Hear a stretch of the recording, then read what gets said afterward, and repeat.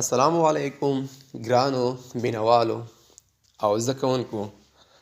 دا د یو ځل بیا زه حاضر شوم د نوي لغتونو سره او له تاسو څخه هیله کوم چې don't forget to subscribe my YouTube channel.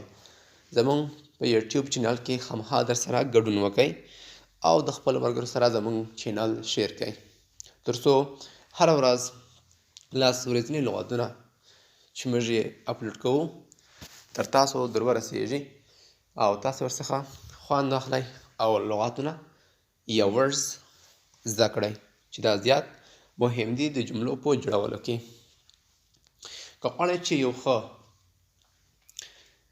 ویونکی شئ په انګلیسي کې ښې خبرې ترسره کړئ نو تاسې کولی شئ چې په لغاتو باندې زیات تمرکز وکړئ او لغتونه زیات په مایند کې وساتئ. نو راځو پیل کوو. The first word is create. Create means جوړول. C-R-E-A-T-E create جوړول. The second one is evil. E-V-I-L. Evil means بد شکله. The third one is experiment. Experiment means تجربه. صحیح ده؟ E-X-P-E-R-I-M-E-N-T. Experiment means تجربه. The fourth one is laugh. Laugh means خندا. Smile. Giggle. ان داسې زیات لغتونه دي چې تاسې ورته استعمالولی شئ. The fifth one is nervous.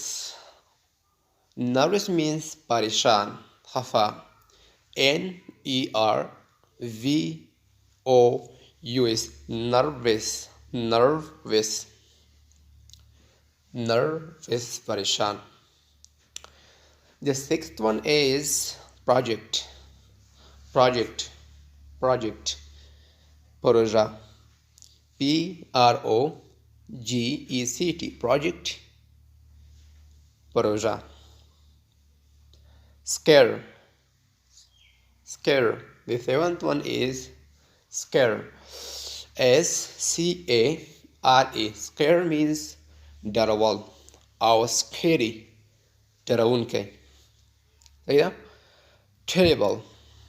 Terrible. T-E-R-R-I-B-L. Terrible means bad. Terrible. T-E-R-R-I-B-L-E. Terrible means خطرناک یا بې خونده. صحیح ده؟ نو دا د یو ځل بیا موږ لس یعنې تقریبا اته لغتونه په دې اپیسوډ کې هم تاسو ته وړاندې کړل. نو له تاسې ټولو ملګرو څخه هیله کوم چې زموږ په یوټیوب چینل کې ګډون وکړئ یعنې ډیلی انګلیش کې تاسې ګډون وکړئ تر څو ستاسې د لغاتو برخه زیاته کوي او تاسې وکولی شئ چې لغات زده کړئ. او له دې په څنګ کې موږ کنورسیشن کلاس هم شروع کړی دی چې هغه کې زیات مهمې جملې دي مهم کنورسیشن ده هغه هم درسره یاد کړئ او د خپلو ملګرو سره یې شیر کړئ او بیا دا لغتونه د ځان سره په ذهن کې مایند کړئ او دا د ځان سره شیر کړئ یاد یې کړئ. صحیح ده؟ نو د ځان سره یې په نوټبوک باندې ولیکئ او بیا یې تمرین کړئ. کله موږ بیا راتلونکي خپرونه کې حاضرېږو تاسې باید دغه لغتونه زده وي تر څو نوي لغتونه زده کړئ. نو دا وه د نن ورځ د انګلیسي خپرونه. تر راتلونکي خپرونو پورې د الله په امان چې هر چېرته یاست ښاد خوشحاله آباد اوسئ.